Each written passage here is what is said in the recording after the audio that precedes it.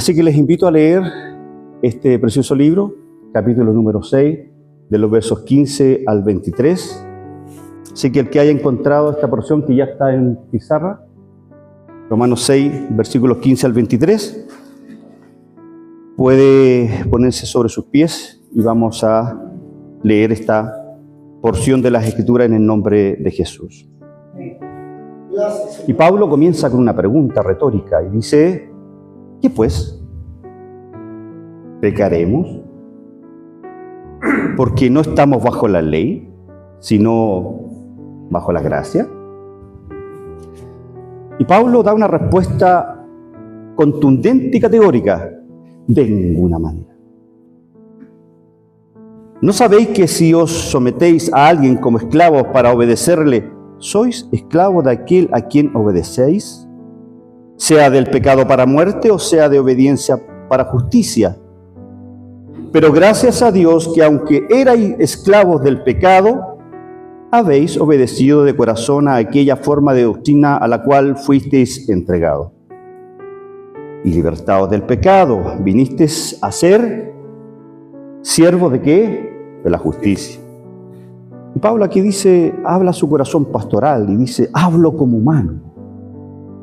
Por vuestra humana debilidad, dice, que así como para iniquidad presentasteis vuestros miembros para servir a la inmundicia y a la iniquidad, así ahora, para santificación, presentad vuestros miembros para servir a la justicia. Porque cuando erais esclavos del pecado, erais libres acerca de la justicia, es decir, acerca del Evangelio. Pero, ¿qué fruto teníais de aquellas cosas de las cuales ahora os avergonzáis? Porque el fin de ella es muerte. Mas ahora que habéis sido libertados del pecado y hechos siervos de Dios, tenéis por vuestro fruto la santificación y como fin la vida eterna. Y Pablo termina con una tremenda frase conmovedora: porque la paga, el salario del pecado es muerte, mas el regalo de Dios es vida eterna en Cristo Jesús, Señor nuestro.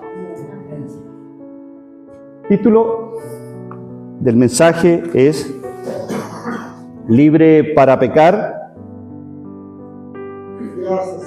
la paradoja de la verdad, de la verdadera libertad.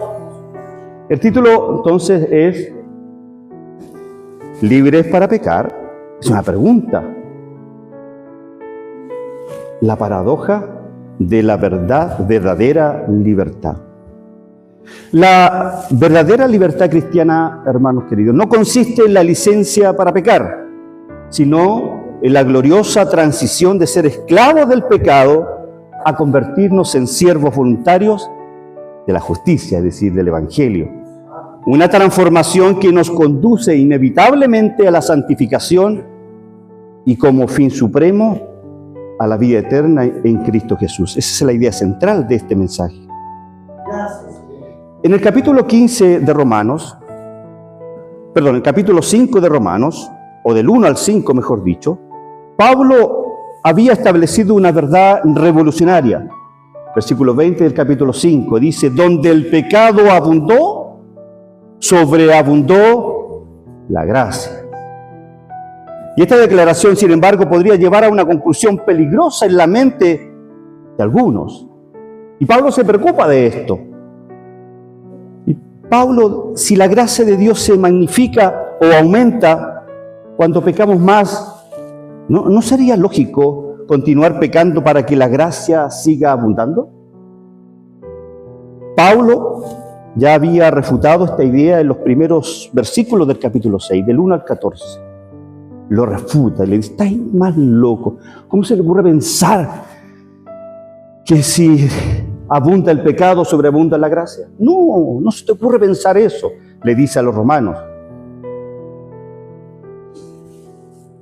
Entonces, para poder entender el contexto, de eso consisten las predicaciones, acompáñenme en esta nave especial, subámonos todos y transportémonos al primer siglo. ¿Quieren hacer ese viaje conmigo? Y veamos por qué Pablo escribe esto. ¿Cierto? ¿Para viajar? Sí, pues viajemos. Pero al primer siglo. Pablo imaginémonos por un momento las calles polvorientas de Roma en el siglo I. Cada esquina, cada mercado, cada hogar nos recordaba una realidad ineludible, la esclavitud. Y la esclavitud no era solo una institución económica, sino el tejido mismo de la sociedad.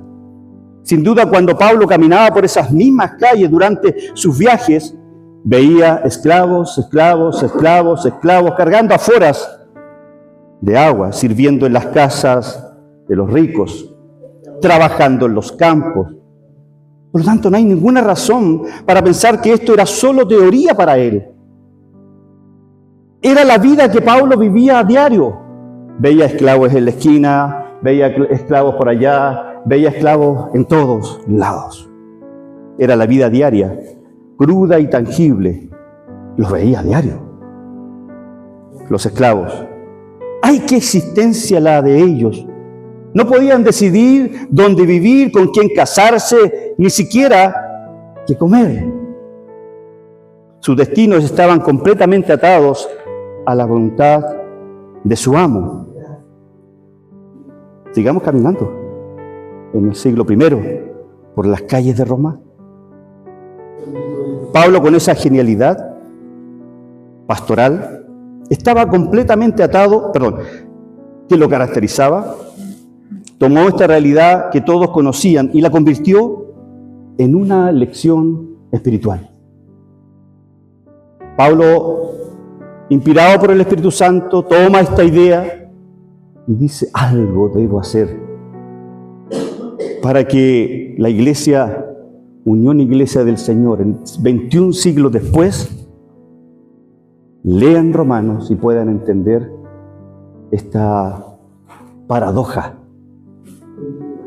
que el título dice: libres para pecar o libres para pecar, la paradoja de la verdad, de la verdadera libertad.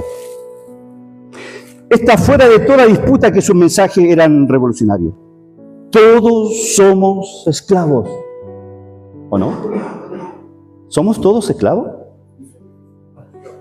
Pero la pregunta crucial que yo les hago en esta noche: ¿de quién? ¿Cuál es su amo? Pregúntenle de al lado, me puse pentecostal. Pregúntenle de al lado: ¿quién es su amo? ¿El pecado o Cristo? Corinto, año 57 después de Cristo, Pablo había visto muchos de sus viajes el poder de Roma. Y este poder se extendía como tentáculo por todo el mundo conocido. Y hemos analizado cómo la capital del imperio no era solo una ciudad, sino el corazón pulsante de una máquina que devoraba a los esclavos. Era una máquina política y militar sin precedentes. Recuerda que estamos viajando, vamos tomados de la mano de Pablo. Y allí, en esa metrópoli de poder, había surgido algo impensable: una iglesia. Pero no era una iglesia simple, no, señor. Al parecer, los creyentes romanos venían de trasfondos tan diversos como el mismo imperio. Gracias, hermano Cristian. En esa iglesia en Roma habían judíos convertidos que aún luchaban con siglos de tradiciones mosaicas o siglos de tradiciones judías. Yo no entiendo, hoy día hay algunas iglesias que siguen tratando de traer el judaísmo, danza y esas cosas, y el chofar. Eso es parte del judaísmo, eso no nos corresponde a nosotros. Pero bueno, dejémoslo a ellos. Gracias a Dios que no tenemos eso acá nosotros. Pero también en esa iglesia en Roma habían gentiles. Abramos la puerta. Gentiles convertidos que acababan de abandonar sus ídolos paganos Pero en la mezcla habían judíos que trataban de aferrarse al judaísmo y no entendían esta dicotomía. ¡Qué mezcla tan explosiva! Algunos de los hermanos judíos en este contexto miraban con desconfianza esta enseñanza sobre la gracia. ¿No llevará esto al desenfreno?, decían los judíos. ¿Los escucha a susurrar a ellos? Mientras tanto, algunos gentiles recién convertidos al cristianismo, puede decirse que interpretaron la libertad cristiana como una licencia para seguir viviendo como antes. Recuerden que los gentiles eran paganos y adoraban dioses y eran libertinos y se habían convertido a Cristo. Y ellos decían, pues la gracia me liberta, pero ahora puedo vivir como quiero. Roma era como una pirámide humana gigantesca. En la cúspide estaba César, ¿se acuerdan? En la base, ¿lo ven? ¿Ven a César en el Capitolio? ¿Ven los millones de esclavos? Y entre medio una jerarquía tan compleja que era imposible ver quién era esclavo y quién no. Porque todos en el fondo eran esclavos. Millones de esclavos. ¿Los ve? No necesitaba explicar qué significaba ser esclavo. Todos lo sabían. Pero Pablo tiene la necesidad de explicar a nosotros y enseñarnos a nosotros para que podamos entender nosotros que nosotros también éramos esclavos. Éramos esclavos del pecado.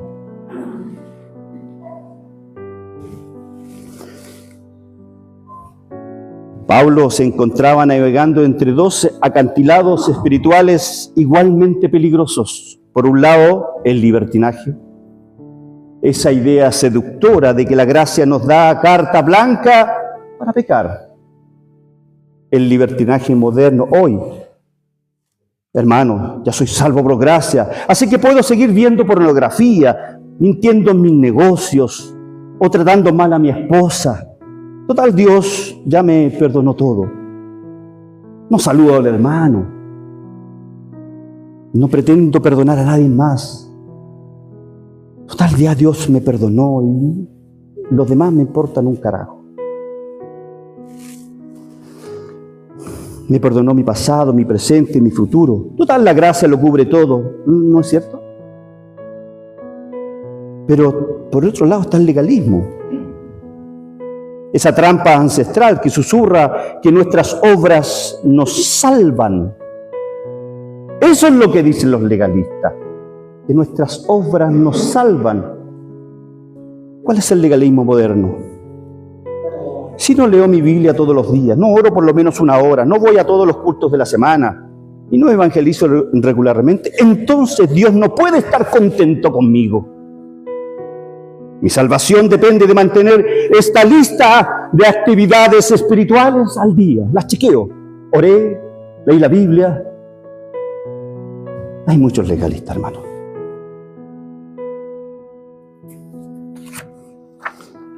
Y en este contexto teológico tan delicado, el apóstol construye un puente magistral. Con esta introducción pequeña, breve, permítanme que veamos 3 ideas que quiero compartir con ustedes. La gracia no es permiso para pecar. De los versos 15 al 16. Cambiamos de amo, no de condición. Y tercero, el pecado paga con muerte. Dios regala vida. ¿Me quieren seguir acompañando en este viaje? Pero ahora retomemos el viaje y volvamos al presente. Ya vimos el panorama histórico. Ya vimos por qué Pablo hace ese contraste. Y ahora, permítame en esta idea predicable, analicemos lo que Pablo nos quiere enseñar el día de hoy. Número 1, la gracia no es permiso para pecar. ¿Qué pues pecaremos?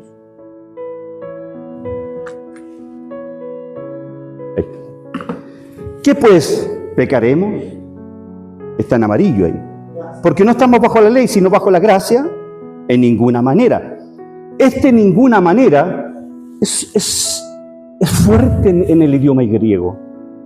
Es cuando uno le dice al hijo, no se te ocurra salir a la calle, porque si sales a la calle estás castigado un mes. ¿Se entiende? No, es imposible, dice Pablo, que pecaremos porque estamos bajo la ley, sino bajo la gracia. Y la pregunta retórica de Pablo revela una comprensión errónea fundamental sobre la naturaleza de la gracia y la libertad cristiana. El apóstol emplea el término griego ¿pecaremos?, que no se refiere a actos pecaminosos ocasionales, porque esa palabra ahí implica un estilo de vida caracterizado por el pecado. Pablo no está hablando de pecados ocasionales, sino que está hablando de un estilo de vida. En el fondo, ¿qué pues? ¿Tendremos una vida constante de pecado porque no estamos bajo la ley, sino bajo la gracia? Es lo que Pablo quiere decir. La frase en ninguna manera, que también tiene amarillo. Sí. La frase en ninguna manera es la expresión más fuerte de repudio en el griego koiné, indicando que tal pensamiento es absolutamente inconcebible para un verdadero creyente. Usted no puede tener un estilo de vida pecaminoso. Eso es lo que Pablo está diciendo en nuestros primeros versículos. Cuando Pablo escribía estas líneas, sin duda tenía en mente las discusiones que había tenido con diversos grupos de creyentes a lo largo de sus viajes misioneros. Al parecer, algunos habían malinterpretado su enseñanza sobre la gracia como una invitación al libertinaje moral. Y pasa hoy. Muchos abusan de la gracia. Muchos abusan de la gracia. El apóstol, como pastor experimentado, sabía que esta distorsión de la gracia representaba un peligro mortal para la salud espiritual de Huiese Cerrillos. Porque no está hablando hoy día, esta noche, a nosotros. Por esta razón, no podía permitir que tal malentendido permaneciera sin corrección. Y su respuesta no es meramente intelectual, hermano. Es pastoral, urgente y absolutamente categórica. La metáfora de la esclavitud que Pablo introduce en el verso 16 no es accidental ni meramente ilustrativa. Es inspirada por el Espíritu Santo. Y en el mundo antiguo la esclavitud definía, lo dijimos, completamente la identidad de una persona. Jesús dijo en Juan 8:34, de cierto os digo, que todo aquel que hace pecado, esclavo, es del pecado. Y este versículo confirma la enseñanza paulina de que el pecado no es simplemente una acción, sino una condición de esclavitud. Éramos esclavos del pecado. Nunca hemos sido libres, hermanos. ¿Por qué amamos la libertad? ¿Por qué nos gusta hacer las cosas a nuestra manera?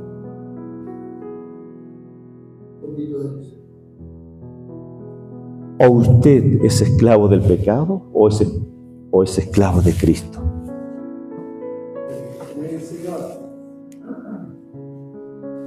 Aquellos que practican el pecado habitualmente demuestran que están bajo su dominio. La conexión es absolutamente clara. Tanto Pablo como Jesús enseñan que el pecado es un amo tiránico y que esclaviza a quienes se someten a él. ¿A quién se quiere someter usted?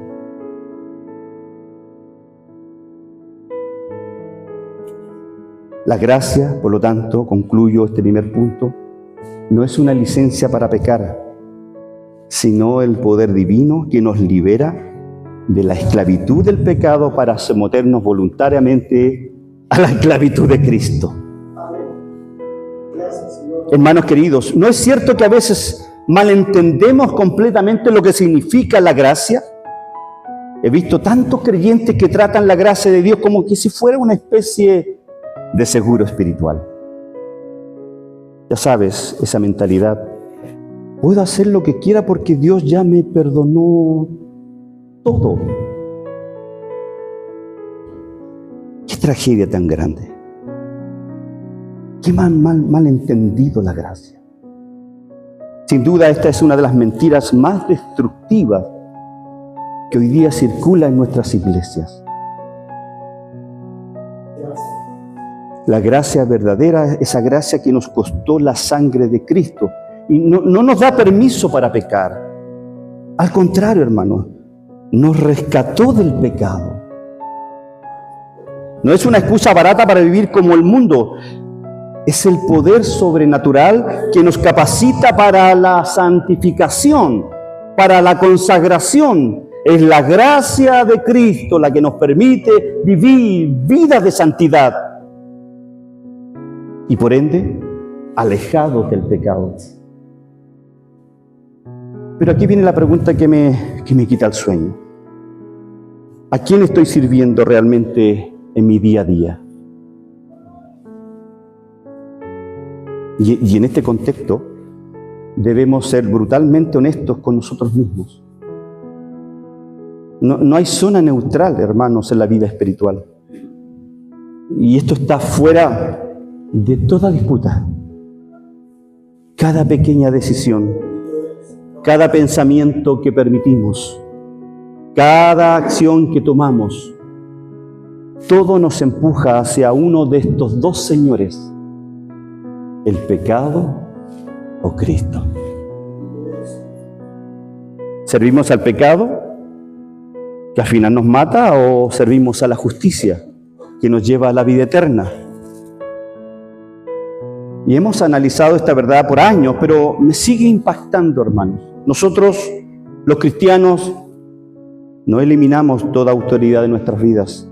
Simplemente hemos cambiado de jefe. Simplemente hemos cambiado de amo. Antes su amo era el pecado y se enseñoreaba de usted y hacía lo que quería con usted. Usted no se daba cuenta. Estaba en su conciencia, estaba en su corazón, estaba en sus miembros. Todo le pertenecía a él. Pero cuando fuimos libertados, ahora somos esclavos de Cristo. Y por ende, nuestras acciones, nuestros pensamientos, nuestras decisiones, nuestro matrimonio, nuestras finanzas, nuestras relaciones interpersonales con los demás, con los miembros de la iglesia, debe estar lubricado con la gracia.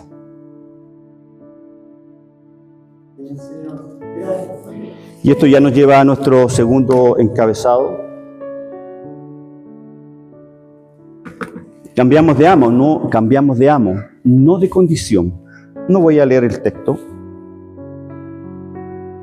La frase gracias a Dios no es simplemente una expresión de gratitud, sino una declaración teológica profunda sobre la fuente divina de toda transformación espiritual. El verbo habéis obedecido está en tiempo aoristo, indicando una acción completada y definida en el pasado. Erais esclavos. Habéis obedecido de corazón a aquella forma de doctrina a la cual fuisteis entregados.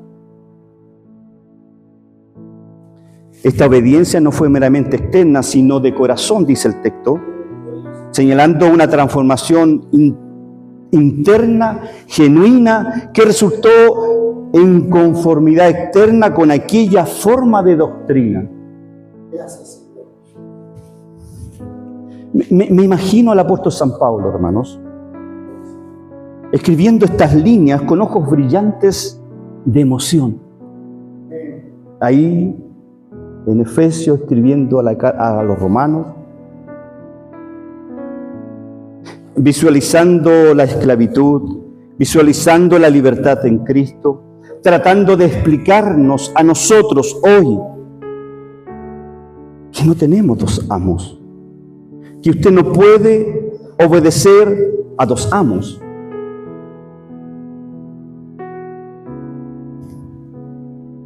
Este hombre había recorrido medio mundo y había visto cosas increíbles.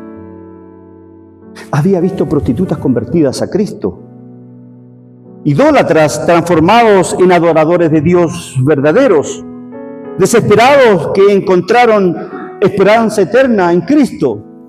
Por lo tanto, el apóstol San Pablo sabe que Cristo transforma vidas. Pablo tenía claro que cuando conocemos a Cristo, cambiamos de amo, no de condición, porque seguimos esclavos de Cristo. No somos libres, hermano. Si usted se cree que es libre, déjeme decirle, le tengo una mala noticia.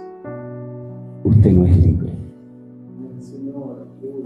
Sin duda, mientras dictaba esta carta, Pablo le venía a la mente rostros específicos, historias reales de personas que conocía él personalmente.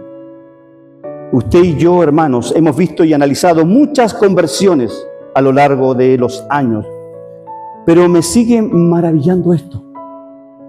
Pablo sabía que esas transformaciones no eran producto de esfuerzos humanos, ni de programas de autoayuda. Era pura intervención divina en la vida suya y en la mía. Si no hubiese sido por la intervención divina, si no hubiese sido por la gracia y esa fe que Dios depositó en ustedes, no estaríamos acá. Estaríamos siendo aún esclavos del pecado. Y eso es lo que Pablo nos contrasta. O eres esclavo del pecado, o eres esclavo de Cristo. Al parecer no se refiere solo a nuestras manos o pies, está hablando de todo nuestro ser estos textos que leímos. Nuestra mente, nuestras emociones, nuestras capacidades de amar, de trabajar, de soñar. Y antes usábamos todo eso para servir al pecado. ¿Qué desperdicio tan terrible, hermanos? Nuestra mente servía al pecado. Nuestras emociones servían al pecado. Nuestra capacidad de amar servía al pecado, porque amábamos mal. La manera en que trabajábamos, adorábamos al pecado. Inclusive la forma de soñar, la esperanza que teníamos no estaba en Cristo, estaba en mi humanismo, pensando que yo podía solucionar mis problemas. Y en este contexto Pablo admite algo hermoso. Hablo como humano. Les dije que aquí Pablo actúa como un pastor. Hablo como humano por vuestra debilidad humana. ¿No les parece tierno Pablo aquí? El apóstol reconoce que sus analogías tienen límites, que las palabras humanas a veces quedan cortas para explicar misterios eternos, pero las usa porque no debemos complicar las cosas. El Evangelio debe ser entendible para todos, desde el más sencillo hasta el más erudito. Pablo dice en 2 Corintios 5:17, de modo que si alguno está en Cristo, nueva criatura es. Las cosas viejas pasaron, y aquí son hechas, todas son hechas nuevas. ¿Por qué servimos? ¿Por qué algunos siguen sirviendo al pecado entonces?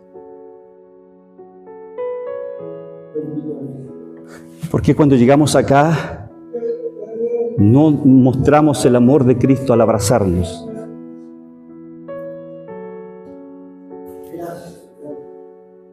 Hermano, si aquí se ve todo, como yo le digo a mis alumnos, ¿estás usando el celular? No, profe, no estoy usando, pero si yo te veo de acá. Y aquí hay muchos caras de no, que no quieren saludar, que no quieren servir.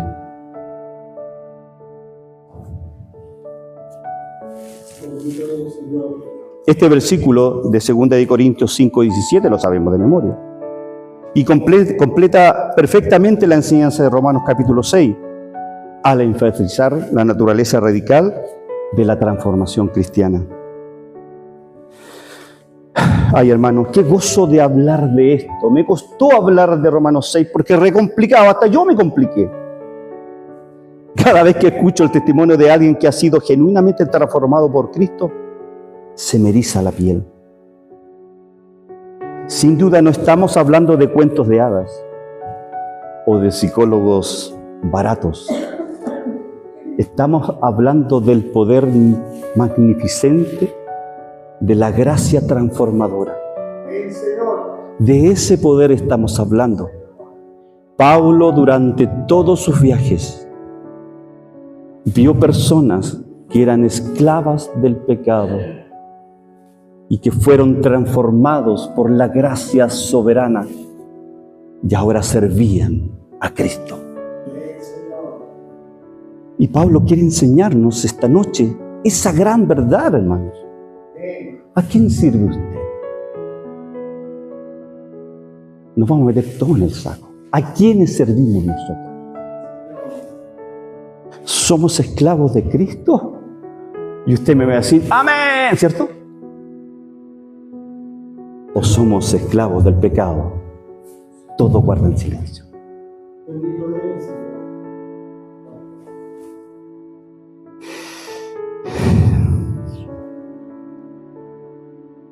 Puede decirse que cada mañana al despertar enfrentamos una lección. ¿Cómo voy a usar mis manos hoy? ¿Mis palabras serán para edificar o para destruir?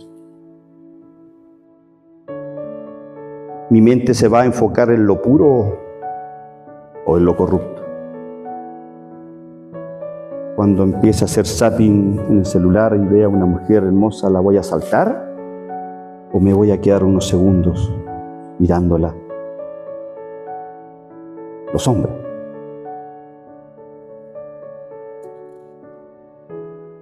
¿Voy a decidir utilizar mis redes sociales para mostrar que Cristo me transformó?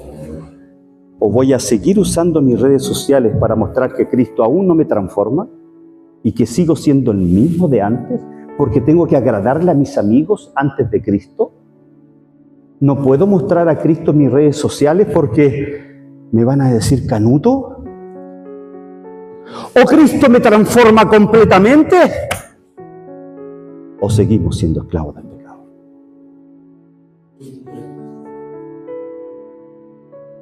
Está fuera de toda disputa que si realmente hemos sido libertados del pecado, esa libertad se tiene que notar en nuestra vida diaria, en mi matrimonio, en mi intimidad, en mi liderazgo, en cómo disciplino a mis hijos,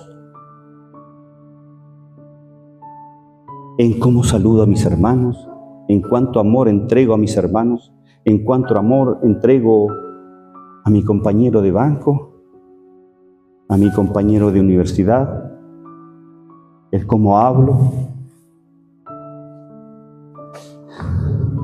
Hemos estudiado estos años y la conclusión es simple, la misma, siempre es la misma.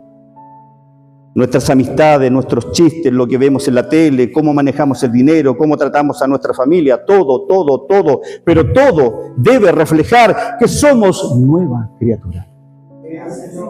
No hay ninguna razón para que un cristiano genuino siga viviendo como que si nada hubiese cambiado. Si alguien observa mi vida durante una semana completa, vería evidencias claras de que he sido transformado por la gracia de Cristo. O mejor no hago ese experimento. Los que son casados, dígale a su esposa, a su esposo, observa mi vida durante una semana completa y dime el día domingo si ves en mí que yo he cambiado. si Cristo me ha transformado? ¿O mi conducta sería la misma de antes? Y esto nos lleva a nuestro tercer punto. El pecado paga con muerte, Dios regala vida. No voy a leer los textos. Como idea exegética de estos pasajes, el contraste que Pablo establece entre los dos estilos de vida es absoluto y eterno. La palabra fruto se refiere no solo a acciones individuales, sino el resultado inevitable y natural de un estilo de vida. ¿Cuál es su fruto?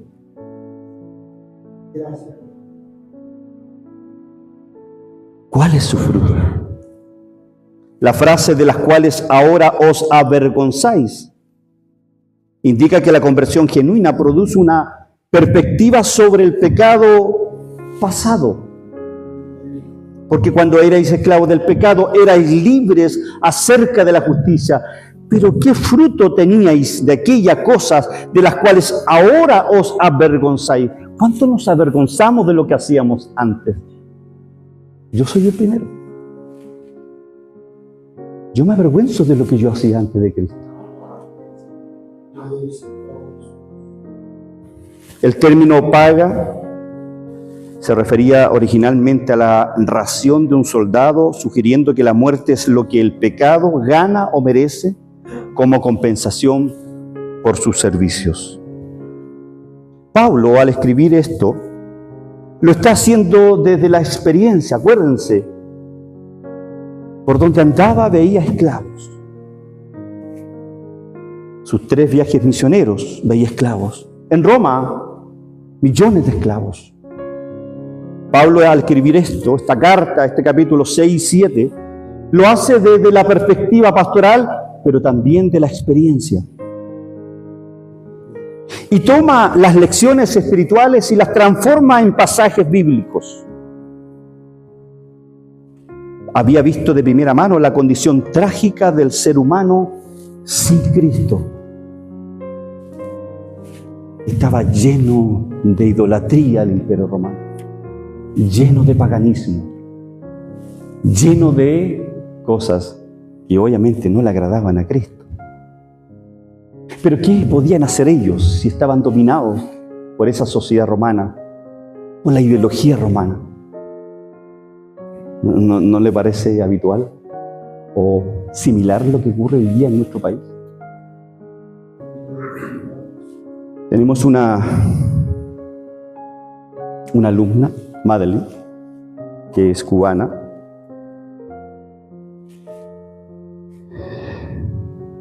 Y le mandé un video de Cloud 7. Si pueden verlo, véanlo en YouTube. Cloud 7. C como Claudio, pero Cloud X.7. Que hizo sobre Cuba.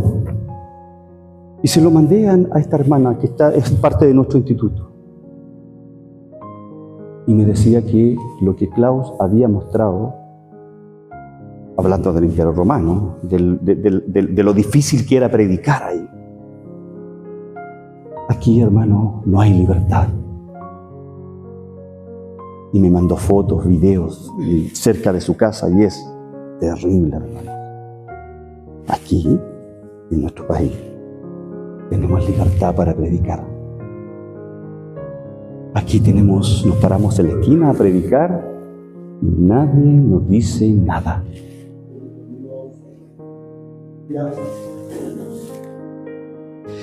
Por lo tanto, Pablo, al escribir esto, lo está haciendo desde la experiencia. Había visto de primera mano la condición trágica del ser humano sin Cristo. Para nosotros, 21 siglos después, esta ironía sigue siendo igual de relevante. Cuando Pablo dice, eran libres acerca de la justicia, está usando un sarcasmo devastador. Es como decirle a alguien que tiene las manos atadas, eres libre de aplaudir. Es como un alcohólico que dice, soy libre, puedo dejar de beber cuando quiera, pero no puede.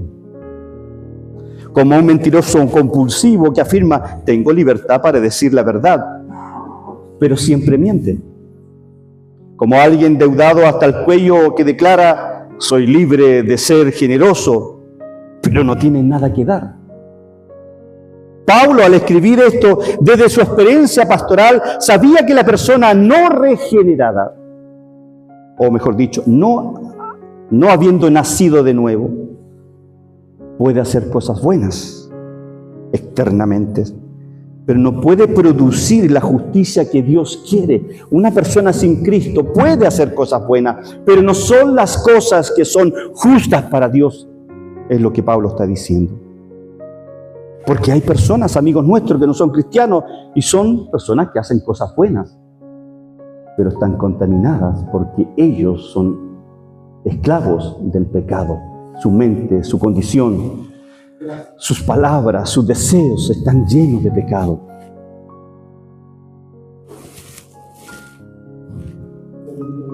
Y el versículo 23, la gran síntesis para nosotros 21 siglos después. Esta sigue siendo la acusación más clara del universo.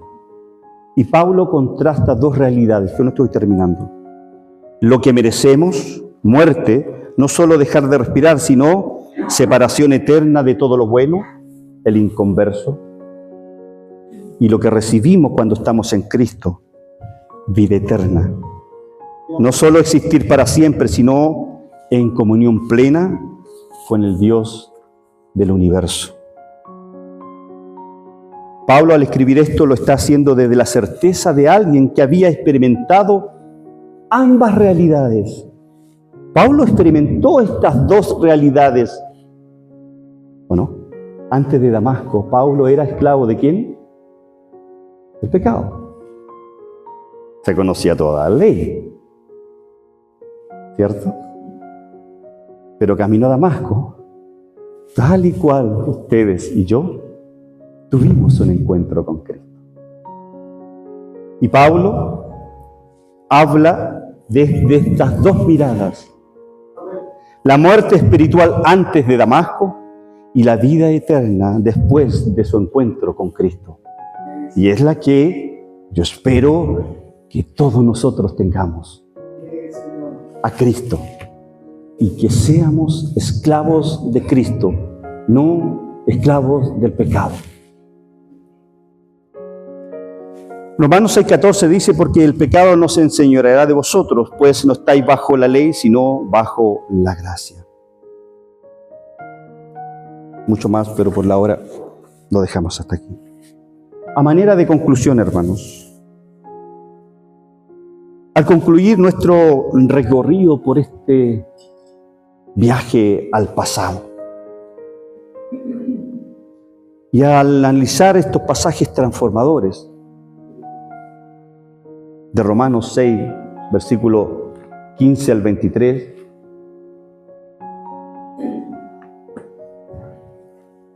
no podemos evitar sentir el peso de las verdades eternas que Pablo ha establecido hoy día.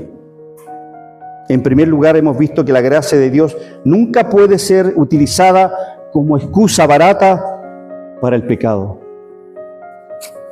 En segundo lugar, hemos contemplado la realidad gloriosa de nuestra transformación radical en Cristo. No somos meramente pecadores perdonados, somos nuevas criaturas que han experimentado un cambio fundamental de identidad. ¿Con quién se identifica usted hoy? Con Cristo, pues. Con Cristo. Y en tercer lugar, hemos enfrentado el contraste sobrecogedor entre dos destinos eternos. El pecado, sin excepción, produce muerte en todas sus formas: separación de Dios, deterioro moral, relaciones rotas y finalmente condenación eterna. Y la justicia, cuando Pablo dice siervo de la justicia, está diciendo siervos del carácter y la voluntad de Dios. Permítame hacerle 3 preguntas finales. ¿Estamos viviendo como alguien que ha sido verdaderamente libertado del pecado? ¿O mi conducta sugiere que aún estoy bajo su dominio? Mírese al espejo hoy día. ¿He sido libertado realmente de la esclavitud del pecado?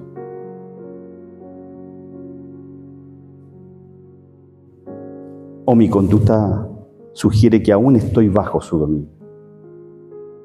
Segunda pregunta. ¿Qué fruto específico estamos produciendo? ¿Mi vida que demuestra que soy siervo de la justicia o soy siervos del pecado?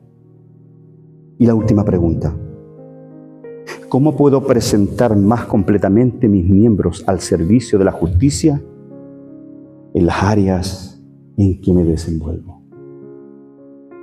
Pongámonos de pie para orar.